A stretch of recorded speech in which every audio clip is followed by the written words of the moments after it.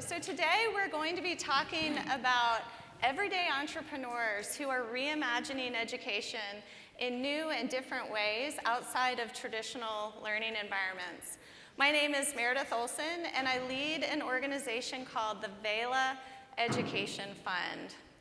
VELA exists to invest in everyday entrepreneurs, in people, in community leaders, educators, families, parents who are reimagining education. And they are doing so in ways that are permissionless. So what does that mean? VELA invests in finding permissionless innovators and then elevating their stories so that more and more people can see what's happening on the ground. And what does that mean? So permissionless innovation in education means innovating in a way where you are offering solutions and services without requiring the blessing of anyone, not from public officials, not from funders, not from those in power. But you're offering solutions and services that meet the needs of families and kids in their context, meeting their values and priorities in the way that you as an entrepreneur know best. So this is beautiful work, it's life-giving work. To date, VELA has invested in more than 1,300 grants to everyday entrepreneurs all across this country. And here's the good news, it's not concentrated in one place. This work is happening in all 50 states. It's happening in 3 US territories. It's happening in rural, suburban, and urban environments. It's happening across all of our beautiful diversity of socioeconomic diversity, of racial and ethnic diversity. So we are seeing a movement of people who are authentically meeting the needs of kids wherever they are. So this is something we should all be proud of. And I know we have our VELA community of entrepreneurs represented today. I would love, if you are the recipient of a VELA award, please stand up and let's see you in our audience. So I'm delighted to be joined here today by Domari Dickinson, by Kyle Gamba, and by Kim Kent, 3 of our beautiful VELA innovators who are permissionless, who are fearless, and who are meeting the needs of kids. So I'd love to hear from each of you. Tell us about yourself. Tell us a little bit about your role in education, your story. What brings you here today? So Domari, let's start with you. Okay. Hey y'all, I am Domari Dickinson. I'm here from Piscataway Land, which is also known as Frederick, Maryland. Like many of you, I'm sure I wear a lot of different hats, so let me see which one we can bring to the table today. I am a mom of 4, so my kids range in age from 6 to 20, got that right, and I'm an unschooler. I've been in the education arena for 20 years and have been on our unschooling journey for about 4 years now. I started in education as a high school teacher in Maryland, moved up to New York to teach with Uncommon schools, to teach middle school, came back down to the DMV to become an instructional coach with Friendship Public Charter Schools, and then became director of math for their Baltimore campuses, and then started my entrepreneurial journey as an ed consultant. So basically working with different school districts, with different education companies and teachers and school leaders, and have been doing that for about 10 years now. I'm also a math tutor because I still love the babies and I need that interaction. But most of my time now is spent in parent coaching. So I've started on my personal conscious parenting decolonization journey. So now I work with other parents to help them really decolonize their parenting. What that means is that they're thinking about how systems of oppression are showing up and how they interact with themselves, with the world, but also with their kids. And then helping them with community support and tools to divest from those systems, to really co-create relationships with their kids that are built on joy, love, and liberation. So that is the work that I'm doing through VELA, and that I'm most passionate about right now. And I'm gonna pass the mic to Kyle. Good afternoon, everybody. My name is Kyle Gamba. And I think my journey started as a non-education, non-traditional person and got into education a little bit late in life. Followed one of these non-traditional pathways into a classroom. Did that for about 7 years and became the principal very quickly of a low-performing, high-poverty school in Denver. And really, it was through community partners and amazing people that we kind of turned the school around, and we passed some 75 other schools, and it was great, great, great. But what I saw was our kids still weren't succeeding. Had the chance to be a principal at an international school in Monterrey, Mexico for 3 years, which was amazing and great, because I was the one probably learning the most, very similar to my journey is kind of like I'm always the person in the classroom learning the most, which is, I think, interesting. Came back to Denver, was a principal of a school called Denver Center for International Studies. And this was really the moment when I would walk into middle school classrooms, and if it was exciting, I would sit down and I had a gauge. And if it was boring, which unfortunately was more often than not, I was the only person that had the power in the school to walk away from that classroom. And that was when it really kind of struck me that like middle school, amazing people, especially the teachers working really, really hard, kids really, really amazing, but I think the model was really, really terrible. And so spent a year working with community and kind of just really trying to develop what was, we thought, a dream school. And we came up with this idea called La Luz. And La Luz is a school, we currently just have 12 families. It's a microschool, which again is a very new concept for me coming from a big district. And we have 12 Latino families from Southwest Denver that decided that this seems better than the current system. And we spent the first 6 weeks just outdoors, hiking around Colorado. These kids hiked over 100 miles in some 20 hikes. They spent we did some camping, and they had the most amazing time and really kind of came together. We spent 6 weeks at the Denver Zoo. In other words, every single day at the Denver Zoo was our classroom. And so the point of this journey is that I think we should be learning in the community, learning through authentic experiences. And I think the smartest thing we did when we created a school was get rid of the actual school. So yeah, excited to tell you more. Hey. Passing it over to Kim. Hi, everybody. My name is Kim Kant, and I'm the director of Extend Homeschool Tutorial. I am a mom of 6. So from that standpoint, I'm a parent. I am also an educator in terms of being a teacher, or really we call them tutors in our tutorial. And before kids, I spent a number of years in special ed litigation, and we were representing the school system. So I saw the good, the bad, and the ugly of what was going on. And so when it came time for me to have kids, I started looking around because I knew I did not want my kids in what was available at that time for public ed. And then the more I looked, the more I realized that, there's got to be something better. There's got to be a better way. And I spent the good part of about 10 years in a classical homeschool tutorial. And even in that, there were some things that were good about that. There were some things that were not so good. And about 5 years ago, we launched this homeschool tutorial. And in Maryland, it's a different kind of system because with the tutorial, what we were able to do was provide the bread and butter, the science, the English, the math, the social studies. And then this year, we extended into high school, and so now we're doing the 4 core and more, and we're an amazing community that exists to support other homeschoolers by giving them opportunities to have some classes, to get some of those core things done, but at the same time, we're a huge community, and we do a lot of things together. We do life together. We support one another. We help each other in terms of if it's a seminar that we're going to do to help the kids, if you want to go to college, if you want to do something different, if you want to do something like a trade school. But our main focus really is to help these families build an educational program that works for them and works for their kids. And it's not the school. And it's not really a microschool either. We're something very different. We're kind of an amalgam of all of that. But it's been our joy to do this for so many families. So at VELA invests not only capital to support each of these organizations, and we do that on a trust basis, meaning we apply almost 0 preconditions, and we don't apply any oversight criteria. So we trust that entrepreneurs know what's best for their families, what's best for their kids, and they're closest to understanding those values and priorities within their communities. We ask VELA entrepreneurs and innovators to come alongside us to help us better understand what those values and priorities are. And our community responds, and they respond with gusto. And so we conduct focus groups, we have live virtual calls, we conduct surveys, and we receive tremendous feedback on what's motivating entrepreneurs in this space. So what we've heard is that what's motivating VELA entrepreneurs is very different than what's motivating our traditional education system. So I'd like for you to hear what motivates us. So what motivates you? And so maybe we'll start with Kim this time. What motivates you to reimagine learning? So it's always, at the end of the day, it's always the kids. So what are we doing this for? We're doing this for our children, for the next generation.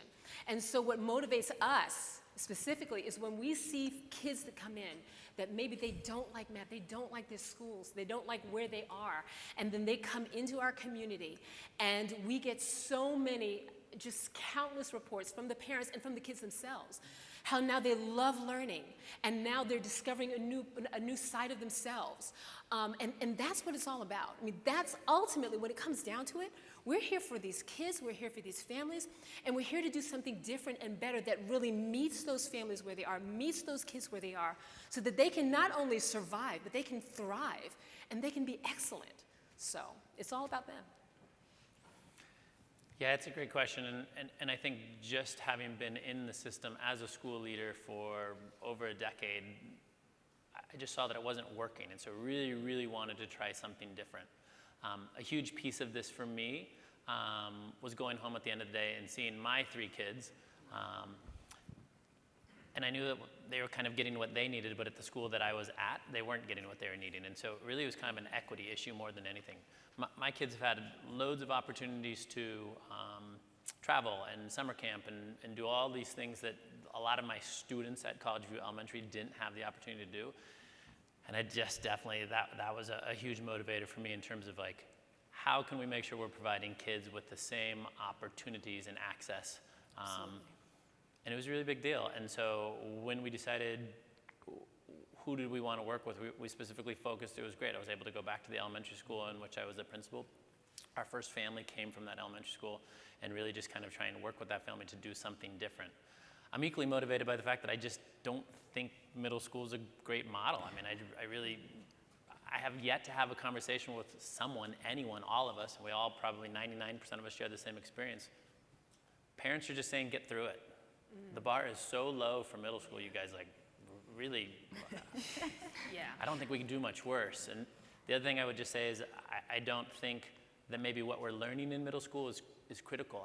I don't know how many of you know what a quadratic equation is, but I'm guessing very few of you, right? And so The mathies know. Right, wait a minute, Mathies Kyle. know. I'm just saying, I'm sitting with some yeah, educators, yeah. but in general, none of us really know. And so, again, really motivated by this fact that I think there's way more important things than the academic piece. And so, how do we provide authentic experiences for kids to learn, and then how do we really work on people, young people in particular, becoming better humans? Like, that to me is like what I think we need to do. And in all honesty, think about it. If middle school was all about just becoming a better human, right, we may not be having the problems we're having today. Ditto. Ditto. That's why I wanted to go last, y'all, because I knew they were going to say all the amazing stuff. So that is a really good question. I think right now what continues to motivate me is this idea of liberation. So our journey for my family started when my sons, because they're in the middle, when my oldest son was 6 and I would have to register him for school, and being in schools every day at that point, seeing what happens to little black boys like mine who are very excited, very social, very smart. I knew what would happen to them, right? And they would probably get labeled, they would get treated, asked to conform and to be uncomfortable, to make other adults comfortable. And I just couldn't, in good conscience, send them into that environment. So I knew that I wanted them to be able to be free to be themselves. Not that they had to hold it until they got home, but throughout their day, they're able to show up. Oh, I thought I was like, is that an alarm? But they're able to show up as their true, authentic selves, right? And like, what does it take for them to be able to do that, to have these environments? But also, I had to shift a lot as a parent to get to that point where I could let them be free, where I could create an environment where they felt safe and comfortable to do that.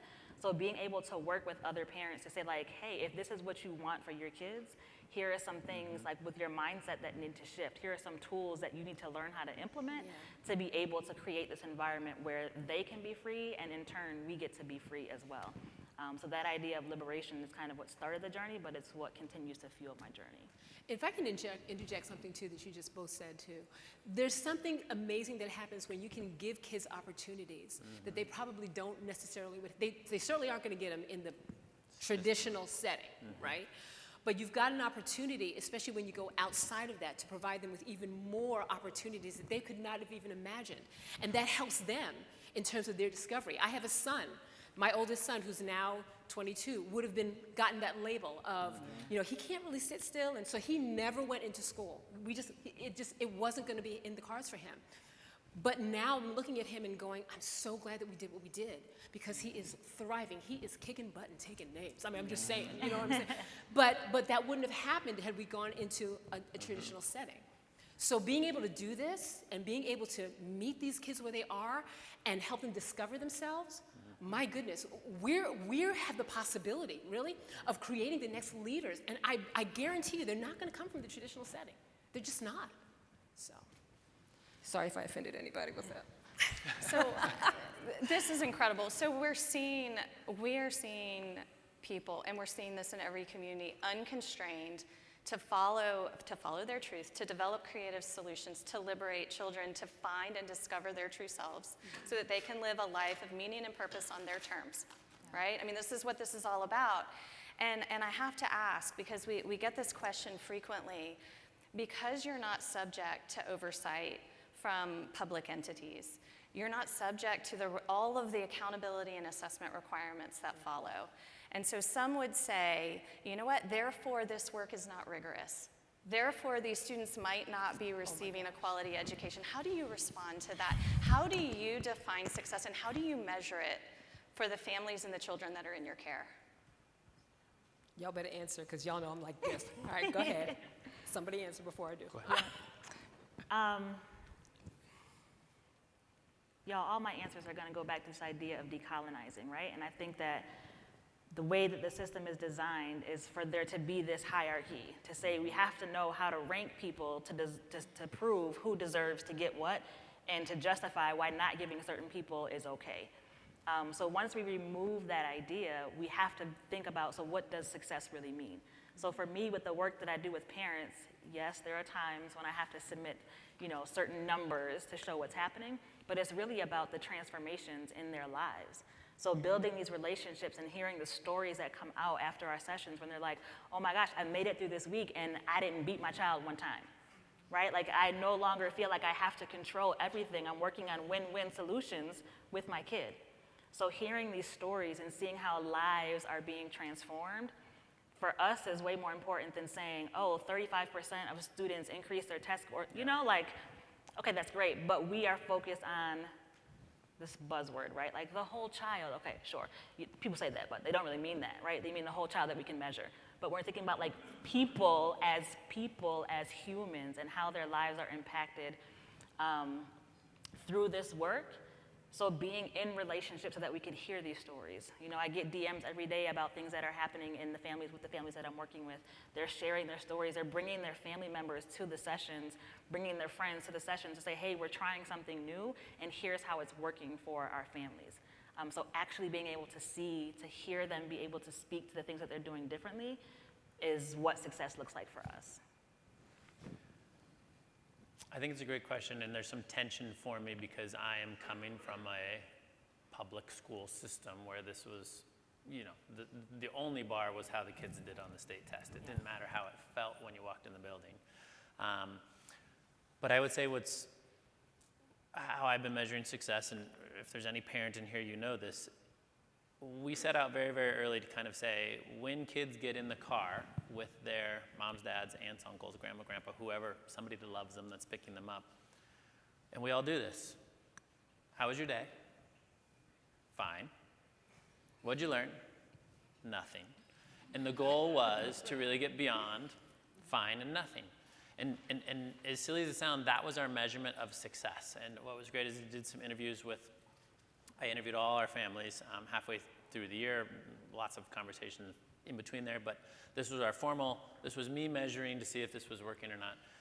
And I was so excited that 12 out of the 12 families we have said, my kid gets in the car, and I almost can't shut them up because you've done all of these amazing things, and so they're telling you all about the day, and it's really just amazing.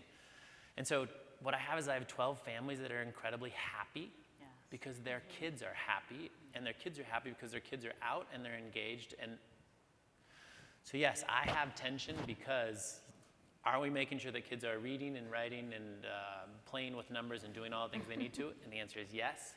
And could it be better? Sure. And at the end of the day, I have families that are happy and kids that are happy. And so that to me is the ultimate success. And see, and I would piggyback on all of that, right? Because we do have the happy families. And we have, the other thing I will say though is that see, I also have 18 years of doing this.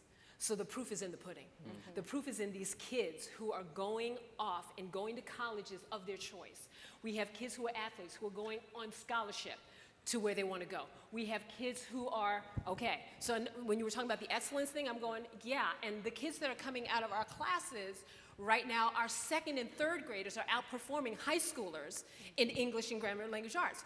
Our kids that we have we are prepping them so that when they're by their junior and senior year, they are enrolling in the local community college and they are blowing those classes out the window because number one, we've taught them how to learn loving. Love learning, excuse me. Love learning and love writing, and we've been able to unlock that in them. I gotta just share this if y'all don't mind. As I was walking onto the plane to come down here, I get this text from my daughter, all right? My daughter, who is 17 years old and took her first vocal lesson, she's been in a vocal lesson at the community college last year. She told me in this text that she got a $14,500 scholarship from Towson University. Now, she's homeschooled from day one. She has never taken the SAT. She has never taken the ACT. She's never taken the PSAT. Don't tell me that it doesn't work. It works. And it works because I've got, and my daughter is one of hundreds of kids that I can point to and say, you know what, this works. They are excellent at what they do. And you want to talk about measurements? They're doing it. They're doing it. And they're excelling and they are winning. So again, don't tell me it doesn't work. It works. The proof is in the pudding there. So it is happening, and here's the question, can it happen for more kids? And can it happen for more families? So something we hear a lot, you have been delivering unconventional education in unconventional settings for many years before the pandemic. When the pandemic struck, maybe 3 to 4% of the school-age population was receiving their education in an unconventional way. That skyrocketed to nearly 100% overnight. Mm-hmm. And now as things become more, quote, back to normal, we hear that unconventional education, maybe it'll go away, right? Maybe this trend is over. Maybe things are just going to go back to the way things used to be. What say you? Absolutely not. Absolutely not. Oh, y'all answer. I'll answer last. Absolutely not, but go ahead. I mean, I feel like once you get a taste of freedom, it's really hard to go back and let someone control you. So there are a lot of kids who had this freedom during the pandemic, whether they were in, this virtual learning where the teacher wasn't over them all day, or they were in, they shifted to non-traditional education methods, they got to see what it was like to have more control. And it's really hard for them to go back and say, okay, now I want you to control me. So I think that a lot of teachers are now feeling that, like, oh my gosh, it's so much harder to deal with my kids, right? I can't control my kids the way that I used to be able to because now they're questioning what this dynamic even is. Like, what are we doing here? Like, why do I need you? I didn't need you last year. What's happening? So I think that a lot of people have seen that there is an alternative. And while I'm not saying that this is what it is for everyone, that this is going to work for everyone, I believe that it is an option and should be an option, and that it's something that the kids have this choice. So my children, we are unschoolers, and they decided they wanted to go to school. It's their choice. They lasted for all of 2 months because they went and they were like, oh, wait a minute, this is my oldest son, his exact words were, this is a waste of my time. Like, I have to sit here and wait for someone, I know what to do, but I can't move on because my teacher will get mad at me. So it's a way. And I mean, I loved his teachers. They were great. And I went to observe with my coaching hat on, and I was like, there is nothing that I would tell this teacher to do differently than what she's doing right now. But she's just not able to, with the confines of the system, to give him what he needs, and he knew that. And so this is an opportunity for kids to lead their own learning, to really decide what it looks like for them to learn in a way that feels good for them. And once they're exposed to that, it's, like I said, it's just really hard to go back. Yeah, and you guys, I agree. I just think it's about choice and options. I mean, and again, I think most of us can agree middle school is not a great option. And so we need to have more variety, more choices. And so I'm just a huge proponent of, throughout the education system, let's have a lot more choice that looks a lot more like this, and then let's really let parents and kids decide what's going to work for them. And so anytime, I'm not scared of charter schools, I'm not scared of private schools, I'm not scared of homeschools, I'm not scared of any of these schools because I think they all have their place. And at the end of the day, we as a society are going to decide what's really, really important. And when there are amazing homeschools that are providing, or homeschool-esque or whatever, I don't want to put anyone in a box, right?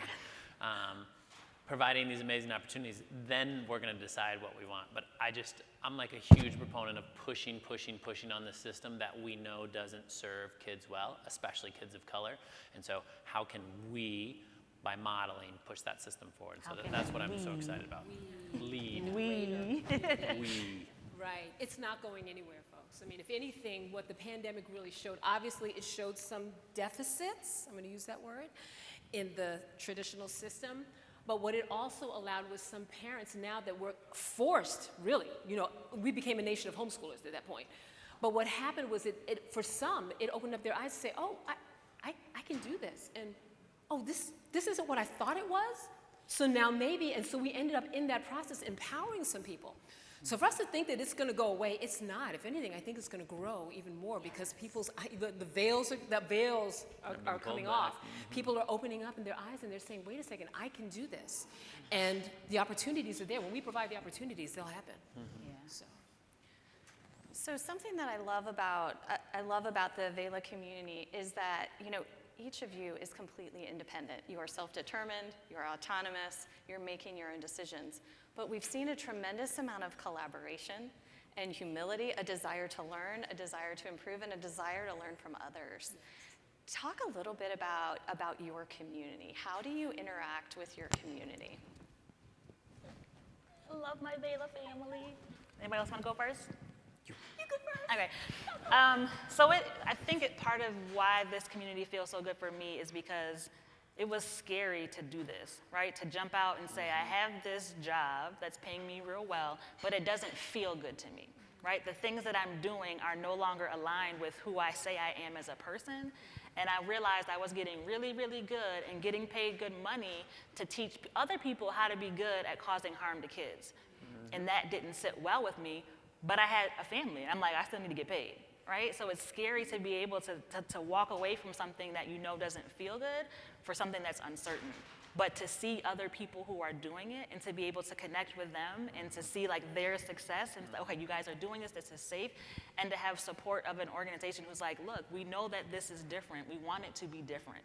So we're not gonna make you try to fit into this box the way that other people might. So there are, we have phone calls with VELA community members. I've actually partnered with some organizations to do work with their parents. We have interaction on social media where we're always like, hey, we're doing this. Hey, there's this opportunity. Hey, I have a question about this. So it's a really connected community that I feel like we all get each other. And we're all, in our own little ways, working towards this same goal of, look, let's have as many options as we can. I send people to VELA school, so I have clients who are in California, and I'm like, oh, I got somebody for you out there. Oh, you're in Florida? I know somebody down there who's doing some amazing things. So because we are all always sharing, the network just continues to grow, and now it's easier to kind of say like, oh, wait, you can connect with this person. Or you like surfing? I've got somebody down in Florida for you. Yeah, so it's just amazing to be surrounded by like-minded folks who are on the same mission as you are. Yeah, I would just say you can't do it alone, and so having the team is really, really important. For me, just in terms of community, the thing that's been so helpful is it's the families.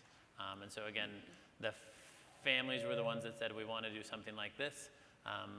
The families were the ones who actually interviewed the educators and were the ones who selected their educators. The families are consistently interviewed, and we go back to them and say, what is it that you want? What is it that you want? What is it that you want? And so to me, what's fun coming from a traditional system where I know we say we talk to families, I know we send surveys home. We do a lot of surveys, right? And we send surveys home. It's not the same. And I can say, like, I still have to get much better at it. I was actually with 2 moms just 2 days ago in my house, and we were having, in a sense, a how's it going meeting, talking about our staffing needs for next year, and they just reminded me, like, we haven't all been together in a little while, and this is unacceptable. And I kind of thought, dang it, like, you think you're really doing this great job, and, we got these families, and we're doing everything, and they even reminded me, like, no, like, we need to be together even more often. So I think the advantage of being small and nimble is we have this ability to work with families at such a more intimate level and really kind of get to know them and their families. And so that's the part that I think's been so powerful when I think about community. And I would say for us, we literally have a village. It's so crazy. We have 123 families, which is crazy. But listen, but here's the thing. We created, and hopefully this will help somebody out there, but we use GroupMe, and that GroupMe is on fire with, hey, so like we're gonna go do this, and so hey, we're gonna do this. Everybody, does anybody know about this? And so there's this continuous collaboration going on, not just for us, running the program, right? But amongst the families themselves. And guys, when that happens, it is beautiful. I mean, that is that is it. That is the thing. When you have all of these incredible families that are coming together, the common goal, we want to educate our kids together, and then we're going to share. We're sharing in the resources. My 7th grader, like they made their own GroupMe. It's like, hey, can we all go to the jump park together? Aww. I mean, but they're doing life together. How awesome is that, right? And so that, to me, that's the family, that's the community, that's the village. And in that, you're supporting one another, you're helping one another, you're encouraging one another. Oh man, I had a really stinky day. Yeah, me too. And it's okay for you to believe on one another, but then you come together and you clean each other up, and then you keep on moving forward. So, yeah. Well, I'd like to thank each of you. Can we give a round of applause for our innovators? And I'd like to open up the discussion to, let's have a dialogue. Let's have some questions. We'd love to interact with you. I believe there's an app where questions are submitted. If that is not currently operational, let's just stand and ask questions. We'll roll with it.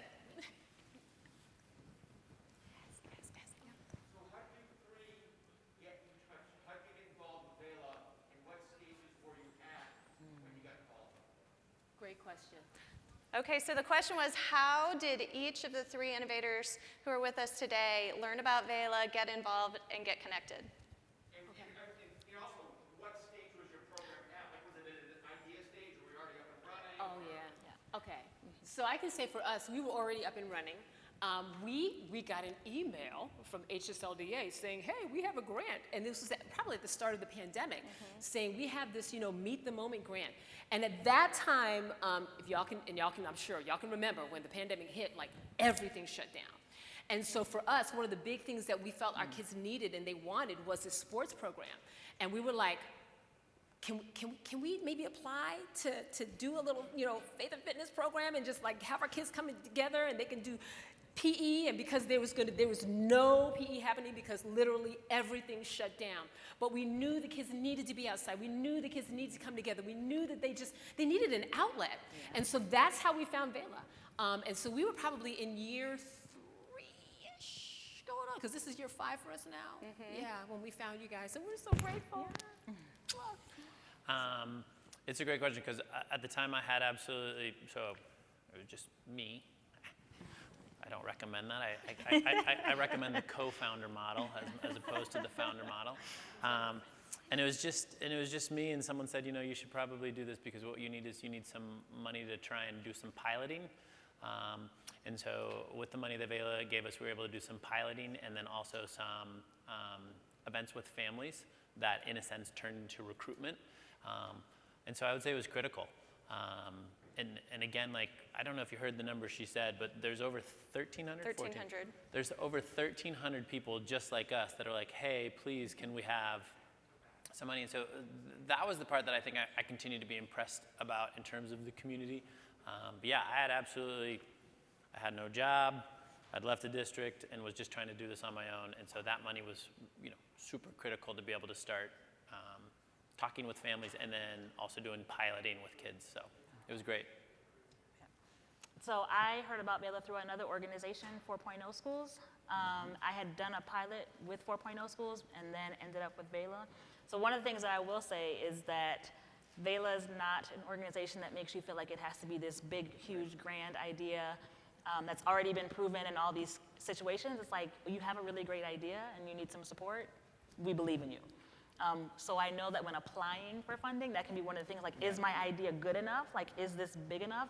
And when you hear, like, we're running this with 12 families, right? And that is awesome. And there are so many amazing grantees who are doing, you know, smaller sized work within their community, and it is good enough.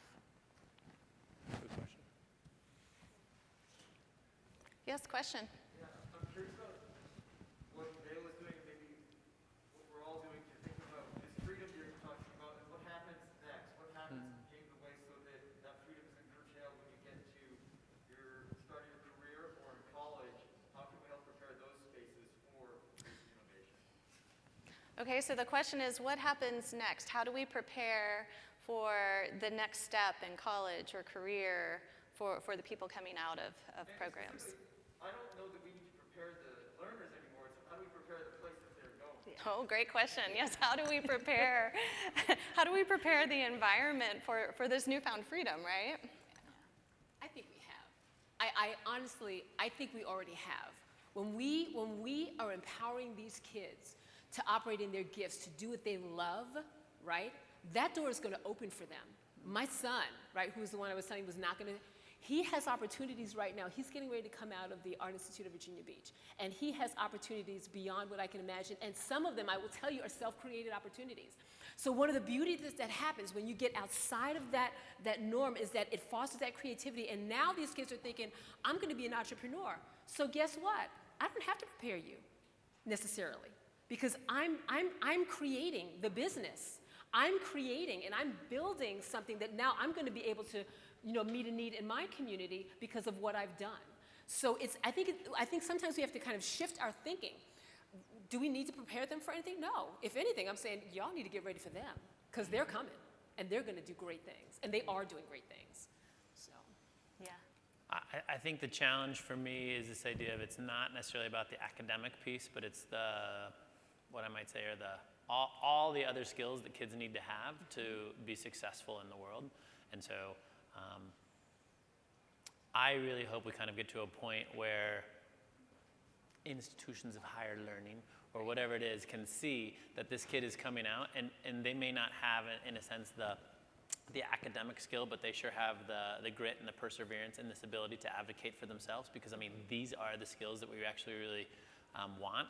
And so, yeah, I don't know. I mean, it's a great question, and just, you know, how do we get people to kind of shift? But I mean, I really hope it's more about kids coming forth and saying, like, hey, I know how I best learn, and I know how I learn, and so, you know, let me tell you, institution, how I learn, so that you can kind of meet my needs.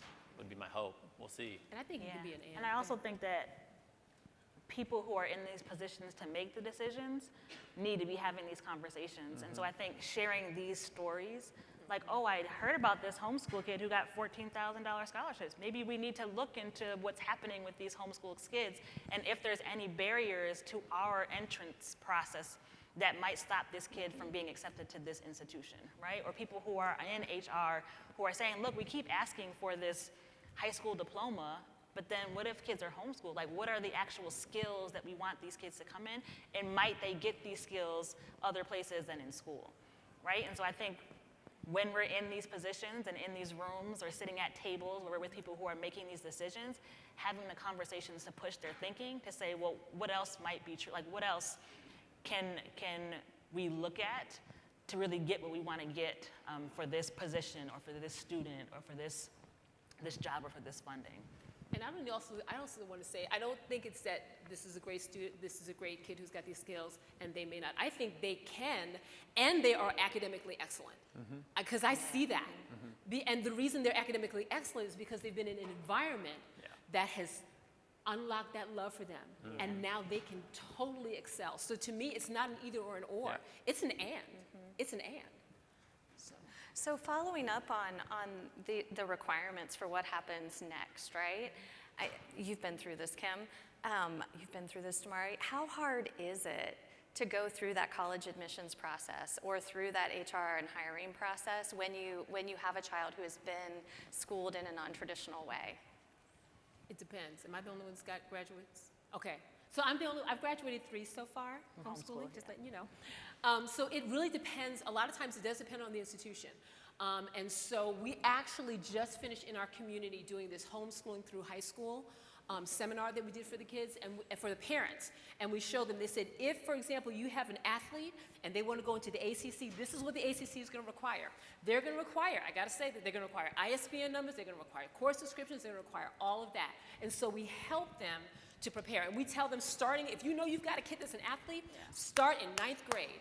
Writing down those books that you're using, writing down, just do a course description. A lot of those, if you go on Amazon and find a book, that description of the book is exactly what you can use.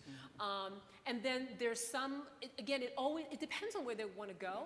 And that's where you really are talking to your kid and saying, so what do you want to do? And they'll tell you what they want to do. And then, listen, and then also, for some of the institutions, I can tell you, Nicole Green, who I co-did this thing with, her daughter specifically sought out test optional schools. And y'all know there are a lot of schools nowadays that are going test optional. Utilize that, capitalize on that, right? They really only need a transcript. You can make up your own, you're making up your own transcript because you're educating your child, right? And so it's not, so people that think, oh, it's this Herculean thing, it's really not.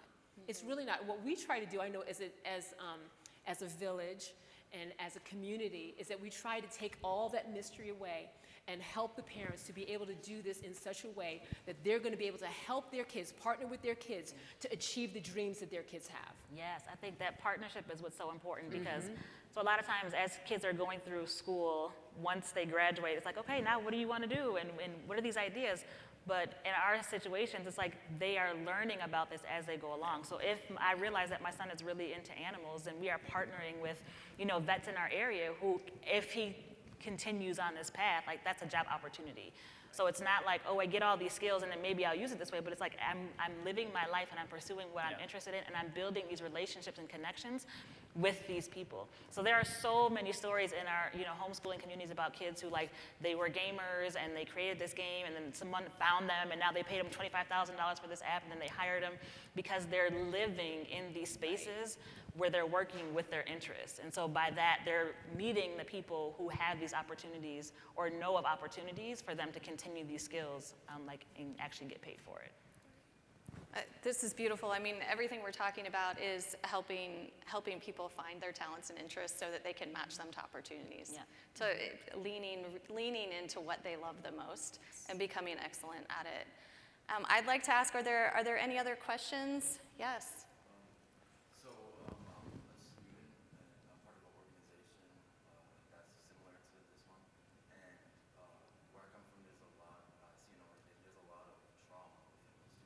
Yes. And I just want to ask, what do you do to amplify voices in the organization within that trauma, within what they've been through, and how it's not clear? This is a great question. So the question is, how do we amplify the voices of people who are experiencing trauma, who are part of these learning environments? What's your experience here? Compassion is number one. I think that's compassion. There's a lot of trauma out there. And I feel like the pandemic really exposed a lot of that. And then the next thing is can we as a community partner them with resources? So in our community, we had a parent that said, hey, I have this person who is willing to do a workshop. It's like a 6-week workshop on how to meet kids of trauma and how to really work with them and meet them and help them heal. And so that's something that, again, that can happen within the community. There are many resources, but it really is sometimes a matter of just connecting folks with those resources. But again, it does begin with compassion, it begins with awareness, it begins with the desire to help those kids heal. I would just say being small is so helpful because we're the same way. We get to partner with community organizations all the time, and so that part is just so helpful. And the other thing about being small is I think we know everyone in the room, and so there isn't the mystery of a large school or a large school district. I mean, so I just think the beauty of being small really does allow you to know kids and families, and we have this ability to pivot when we need. So that's the thing that I think I get most excited about is just how nimble we are. This is what most of my work is. So for me, it's really about helping parents recognize their trauma and how that shows up in their relationships with their kids, but also having that space and that compassion, but that grace as their kids are going through things, to recognize like this is something that, you know, should not have to be just dealt with, but how do we create space for them to not only voice their whatever that is that they're dealing with, but also to heal. So there's a lot of healing work, a lot of restoration. You know, we repair after we cause harm, so having conversations with parents about what that looks like, what that feels like, how to move through that for them, but also to pass those skills on to their kids so that they're able to recognize when they cause harm, what that looks like, feels like, sounds like to other people, and how they can repair that harm. That's all a part of the work that we do with parents and with our students. Yes? Hi, I just want to first say that this is so refreshing and amazing to hear all of your stories of how important it is for you to center the full humanity of children and families and educators. You know, it's just really wonderful to hear in a society that has tried to make us think that there's only one way to learn, and we know that the evidence shows that that is not the case. So thank you for living the truth and showing us a different way. And thank you for being a funder that was willing to take this chance. Because this is actually where we're headed now. You're like forward thinking, and it's a beautiful thing to see, especially in this context of the pandemic, which has really tried to dig down even harder on oppressing children in educational spaces. So I want to ask for Meredith as the funder, do you and how do you take this work of your grantees into the advocacy and policy space? These stories need to be heard. Bridges, gap the bridges. I'd love to hear a little bit about your thinking and plans or future plans on doing that. Thank you. Sure. So this is a great question. So the question is, you know, we see this beautiful work. We see it mobilizing and growing. How do we then connect it to the policy space? How do we influence and advocate within the policy space? So I will say that this is a question that's near and dear to our hearts at the VELA Education Fund. We are a 501c3 charitable organization, and so our work is investing on the programmatic side. That said, we are encouraged when we see favorable policies emerging, and we see it happening increasingly across our country. So things like policies that will enable students to maybe have part of their education inside a traditional environment and part of their education outside of traditional environments. Policies that will credential what happens in the out-of-school time, right? Policies that liberalize how much time, like their seat time requirements in a traditional classroom. So if you allow more flexibility and freedom, then you can allow education to be unbundled and then rebundled in new and different ways, right? And to do that in a way that's responsive to the desires of kids and their families who are also self-directing. So we see that. There are questions around, you know, funding. We spend a lot of money on education in the United States. We really do.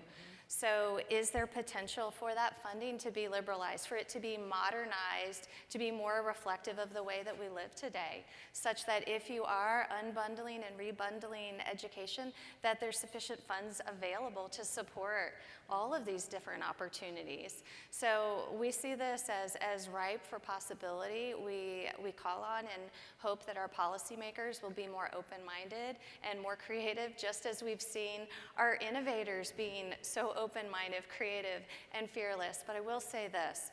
So at VELA, we believe that education needs to be transformed, right? And how can you do that? Well, you can do that in system, you can transform. You can do that out of system, you can transform.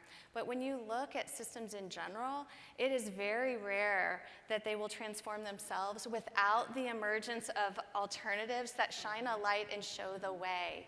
And so we are hoping that, you know, we've got this network of 1,300, right, who are doing just that. They are shining a light, they are showing the way. They are this distributed web of local, sort of organically grown, locally responsive education innovators. Together, they can accomplish anything. But it's going to be this effort of small, independent folks who are doing it on the ground that gets us there. So we want to see the policy environment become more favorable. We think it will, but it won't happen unless there's support for the folks who are doing amazing things. Yes? So as I was listening to you all talk about the types of experiences that you were creating for children and for parents, one of the things that, kept coming up in my mind is that you all are cultivating children's identity as learners. Identity as readers, which is very different from I read or I learn because of some external force or assignment or whatever it is.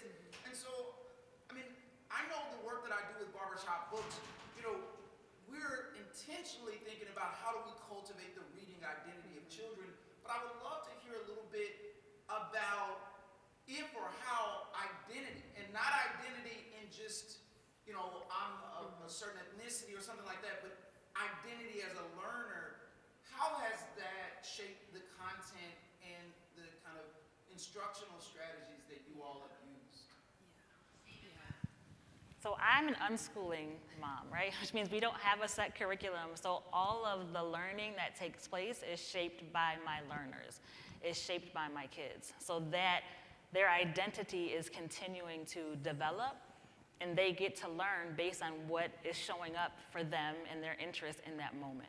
So right now, my youngest daughter is into, all of my kids are gamers, right? So they're all gaming, but she is now into fashion and clothes. So she plays a lot of games where she's creating different characters and she's creating their designs and she's cutting up clothes in the house, which, had to let that go because I'm like, really? But I'm just watching that develop, and it's not me saying, oh, you like this, so now go do these things. But I'm watching and I'm seeing how can I support as this is developing. It's the same thing with my other kids. So I think it's that shift from me thinking, especially as an educator, this was really hard for me to let go of. But me thinking that I had to give them their identity, right? Like, oh, I know what it is. I figured out, you showed me this one thing, and now you are this type of learner or this type of kid. So I'm going to put you on this path to do all of these things to make you be great at this thing, versus keep showing me what you need moment to moment, and I can come alongside you and see how I can support that. Which means I don't have to be in control all the time, which is not what we are often praised for as educators, right? It's like, how well can you control these kids and get them to do what you want them to do? To be able to let that go and say, you have the autonomy to develop how you see fit, and I can support you in that, it's a totally different dynamic. Yeah, I don't think I can answer that better than that. And for me, the big thing I'm trying to make sure we're instilling in our kids, along with identity, because I do think this idea of, so they're all Latino kids, and I think that's really important that they kind of understand that. But really to me, it's character, and this idea of really having a growth mindset on the character strength, and so really being asset-based on your strengths. And so in other words, if these are your strengths, let's make sure that you're utilizing those strengths to go forth and conquer the world, as opposed to being like, cool, here are all your strengths, let's work on these bottom 5. Yeah. I say forget the bottom 5. Who cares about the bottom 5? You're never going to improve the bottom. In general, we don't focus on our bottom 5 so much as let's really utilize our strengths to change the world. And so that's been something that's been really fun to kind of sit down with kids and say, cool, what do you think your strengths are? And then as a community, great, hey community, what do we all think his strengths are? Great, like, man, you've got a ton of strengths. How are you going to use those tomorrow to be more successful? And I think if you were going to talk about, and I'm going to bring it almost down a little bit further into the weeds, for lack of a better word, if we're talking about literature, for example, right? It's exposure, right? It's exposing them because maybe they've never heard of Phantom Tollbooth, which is like a hilarious book. But they never heard about it. And then like we had one kid that read, and now he loves reading. Well, how did that start? Because he was exposed to a book that made him laugh out loud every time he opened up the page, and now he's like, I want to do that some more. So I think that's a part of it as well. And so for us, like for our ELA classes, that we've always incorporated literature in there, and we want to give them a diversity of books that they're looking at every quarter. And it's from authors, so that they're seeing, African American authors. They're reading, Latino authors. They're reading many different things, and then they're going to latch on to something that they love, and then they get to choose the end quarter project. I mean, it's what you do something with it that you love, and allowing them that creativity to kind of do with it what they want, to express it the way that they want to express it. So. Yeah, I mean, if we truly believe in change from the bottom up, versus centrally determined from the top down. That means believing in people. That means believing that every person, every child, every student has a gift.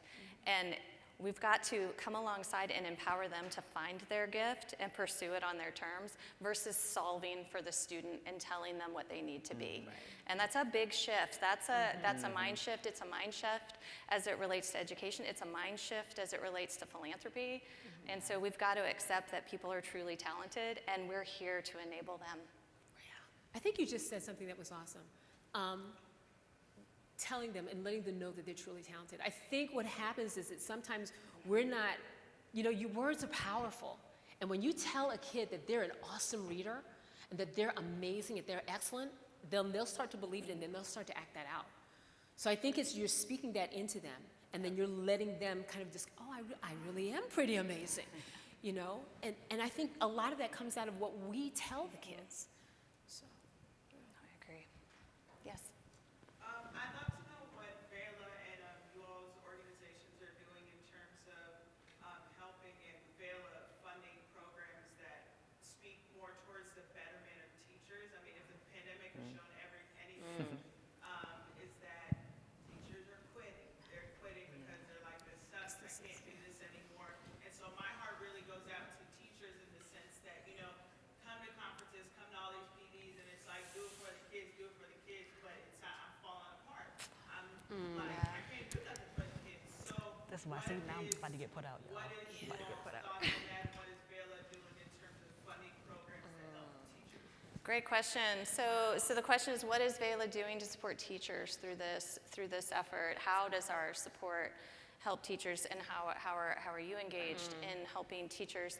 And what we have found, so VELA invests on a trust basis, meaning that we invest, it's essentially fast cash grants to applicants, and so our investment criteria are relatively limited.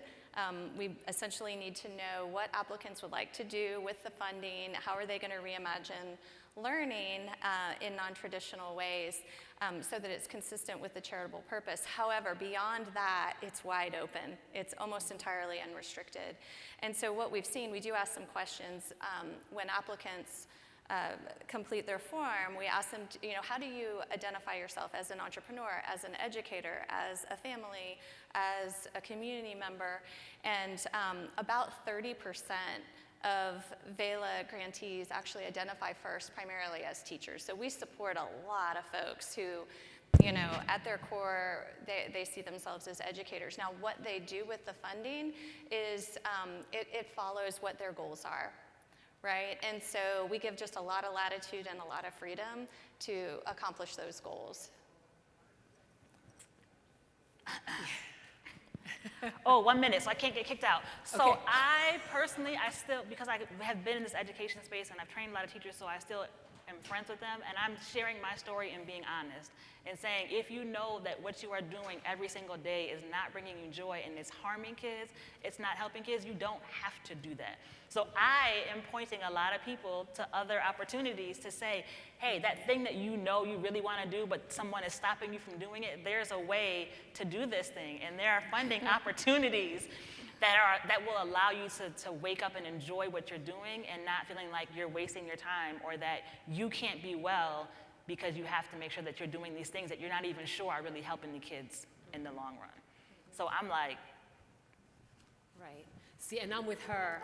Yeah, I'm with her on that one, and so I'm glad we only have a minute so they don't totally kick us out of here.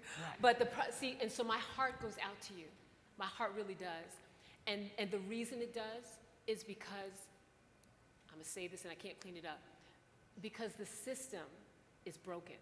And you are doing your very best in a system that is not working. It's hard.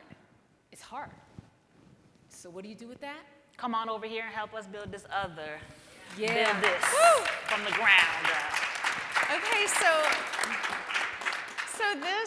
this closes our session. I'd like to invite everyone to a VELA Education Fund happy hour tonight.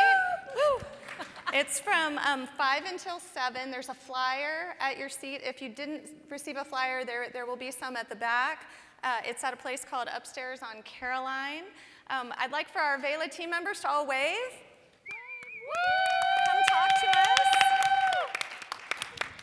And feel free to visit www.velaedfund.org. Sign up for our newsletter. You will be the first to know when grant windows, which are opening frequently, when they are open and you can apply. So thank you for joining us today.